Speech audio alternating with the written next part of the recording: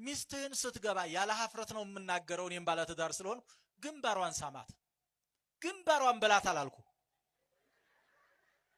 እየሰማችሁ ነው ምን አድርጋት ግንባሯን ሳማት እቅፍ አድርገህ ያው እቅፍ አድርገህ ስሟን ሳትቀይር እንዴ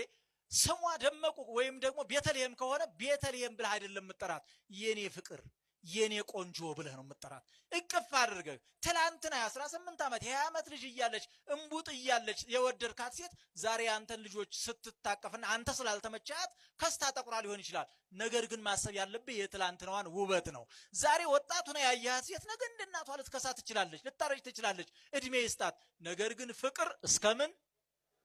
አይችን ታውቋታላችሁ መዝለቅ አለበት የሚያረጅ የሚባል ፍቅር የለም ሌላ የምነግራችሁ ነገር ወጣቶች በተለይ ሚስቶቻችሁ ልጆቻችሁን አቅፈው ስታገኙ ልጆቻችሁን እስኪሰጧችሁ ድረስ አትቀበሏቸው ልጁ ቁልጭ እያለ አንተ ግንባሯን ስመህ የኔ ቆንጆ ደህና ዋልሽልኝ ብለህ ለፍ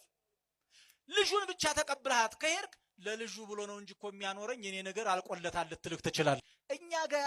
ያለው ነገር ምንድነው የወንድ ልጅ ኪስና የሴት ልጅ እድሜ አይታወቅም መታወቅ አለበት እንጂ የወንድ ልጅ ኪስ የወንድ ልጅ ደሞዝ